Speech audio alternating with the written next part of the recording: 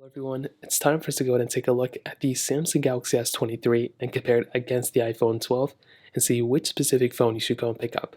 Now, this might seem like a random comparison, but Apple is still selling the iPhone 12 completely brand new, and the Samsung Galaxy S23 isn't like that far off in the price tag standpoint. So it's going to be interesting how both these things compare. If you want to pick up either one of these devices, links will be down in the description. You can get them from there, and you can help support the channel at the same time. Now, starting off from the front, both these phones are very different looking for sure. On the front of the iPhone 12, this phone came out back in 2020, so keep that in mind. This is not a brand new phone anymore. However, it still doesn't look that far off from the brand new iPhone 14, so it's not that big of a deal. You have a 6.1-inch Super Retina XDR OLED display, and it is a very good panel. I've said it for a long period of time. Apple does a really good job at their panels, and I think Samsung made this panel too, which is very funny. The only thing is two things. One, it's 60 hertz. But two, it's a notch. I still don't like the notch. I think I've gotten used to it. But when compared to the newer designs, it's actually pretty insane. But other than that, that pretty much covers it up on this phone. Galaxy S23, on the other hand, has the same size display on paper, so 6.1 inches, but you are getting more display because you don't have a notch here. You are getting that hole punch display here, which is beautiful. It's a 1080p panel, but it's a 120 hertz display. So it is noticeably and visibly smoother than the iPhone 12. So overall, I'd definitely say the iPhone 12's panel is still pretty good, but the Galaxy S23 screen is much better than the iPhone 12's. Now, for the rest of the body, you can kind of see for yourself. Actually, there's a lot of similarity here. Now, personally, for me, you can kind of tell that the side of the iPhone 12 does look, I would say, a little bit more premium than the Galaxy S23. I like this metallic feeling. That's kind of how the iPhone Pro series have it. But I kind of like the complete flat side. It feels like on the Galaxy S23 they're going for this mixture. I just wish it was completely flat. That would have been a lot better. But they both feel very premium for sure. On the bottom, USB-C on the on Samsung Galaxy. iPhone 12 has the Lightning port. And on the back, we have our camera setups. So on the back of the Galaxy S23, we have a triple camera setup. iPhone 12 has a dual camera setup. The lenses are actually kind of the same size. Maybe the S23 is a little bit bigger. We have varying different backs though. The Galaxy S23 has the frosted glass back. The iPhone 12 has the standard glass back. Both have wireless charging. The iPhone 12 has the MagSafe capability here, but the Galaxy S23 has reverse wireless charging, which is really nice. So when it comes down to that, I think both these phones fit in a really, really interesting spot. I'll probably tell you on the outside, the iPhone 12 is, still holds up very well. It's turning 3 years old this year, which is pretty insane.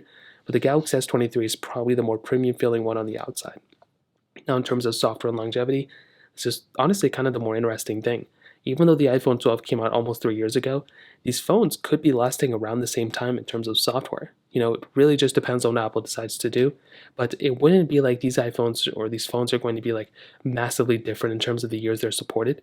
If you take a look at the Galaxy S10 that came out in 2019, that ended up getting its last software update not that long ago. Or even if you take a look at the Galaxy S20 that came in 2020, this phone is still supported from 2020, but that phone is no longer supported. So just one of those weird things. I'm pretty sure the iPhone 12 is going to be lasting almost as long as the Galaxy S23, maybe a year or two different, but in terms of that kind of covers it up there. Now let's go and do a speed comparison between both these phones.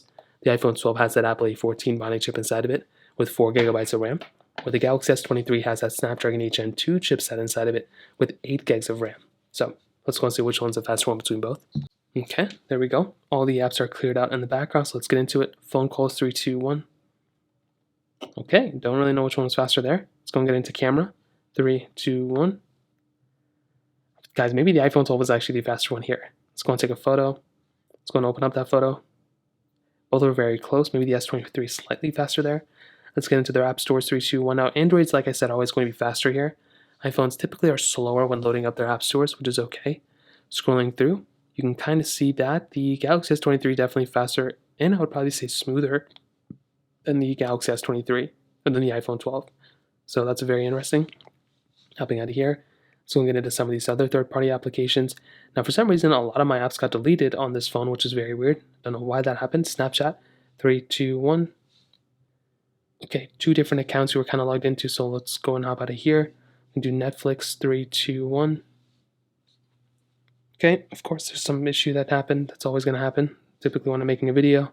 Let's go and get into their photo applications. 3, 2, 1. Okay, about the same thing, not that big of a difference there.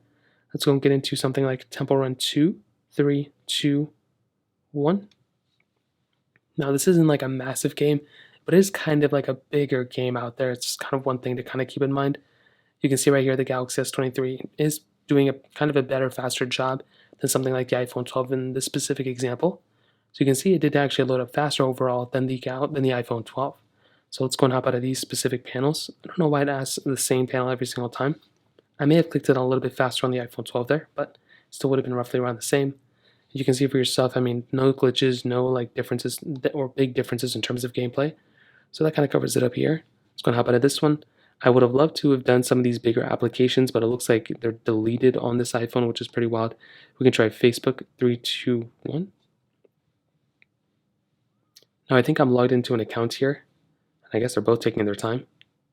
And you can see for yourself, I don't know why the Galaxy S23 is taking so long here. It usually doesn't take that long. Let's go and hop out of this one. Let's go and load up their settings application. 3, 2, where's that? 3, 2, 1. Okay, I think the S23 was faster there. Scrolling through, I mean, pretty much the same thing here too. I definitely do think when it kind of comes down to both these phones, they both are actually fairly fast, but the iPhone 12 was surprising me today. I didn't think the iPhone 12 would handle that well in terms of the actual app opening and whatnot. So I think when it comes down to it, definitely the phone, the Galaxy S23 is probably going to be the more powerful phone, but I'm really surprised how good of a job the iPhone 12 did today. Usually the iPhone 12 isn't like the first one that's doing the best, I would say, but in this case, it did actually do pretty well. So in terms of the, specifically the performance department, that kind of covers it up there. Now in the camera department, this is another really interesting area. So with something like the Galaxy, S23, it is a much better camera overall, much better hardware than the iPhone 12. So you're getting a triple camera setup on the S23, wide ultra-wide telephoto lens. The iPhone 12 has a wide and ultra-wide camera. You can do 4K at 60 on the front and the back, but the Galaxy S23 also has 8K capability in video filming, which is insane. Now with the iPhone 12 that came out in 2020, this is actually not that bad of a camera. I think Apple did a pretty good job on this specific lens, but I will say from the iPhone 12 to the iPhone 13, it was a pretty big difference in the camera department. Now in this one, you still have 5x zoom, which is probably good enough for a lot of people. You get 0.5x zoom, which is still very, very good. You have video mode, slow mode, time lapse. You have a lot of portrait mode. You have a lot of capability here still. So there's not really like a big reason to go from like another camera to this one or this camera to a newer one. It sits like in the middle ground. It's not like super good. It's not super bad. It's just like kind of like a pretty good camera. I will say though, compared to something like a Galaxy S23, this camera is definitely going to run circles around something like an iPhone 12. I mean, this is a very solid camera for sure. And it's one of those cameras I look at and I'm just really surprised how good of a job Samsung pretty much did. It's still completely worth it. I didn't even show it yet. You have a ton of features built in. You have portrait mode, photo mode, portrait video. But you have a lot of modes built in right here too. Like you can just kind of take a look at it for yourself. So there's a ton of capability with a phone like this. And that's why I always take a look at this type of device, and I'm really happy with the way Samsung kind of approached this one too. So to kind of sum up this video, what I'll tell you is, I think the Samsung Galaxy S23 still feels more like a flagship than the iPhone 12. I think but it's the newer phone, it's expected. You're getting a better display, probably getting better battery life maybe on this phone. You're getting a really good build quality, way better cameras on this phone, and the performance is probably going to be slightly better. But with an iPhone 12, you're going to be getting a phone that's a few years old, but it's gone down in the price tag quite a bit. So it's not super expensive anymore. It's still a decent display, decent camera, software support probably just as long as the Galaxy S23, and still a very good performing phone as well. So that's kind of how both these phones kind of compare. If you have any other thoughts or questions, let me know in the comment section below. Hit the like button, that would mean so much, but definitely hit that subscribe button. More importantly than everything else, I love every single one of you guys. Hopefully I'll catch you guys in the next video. Peace out till then.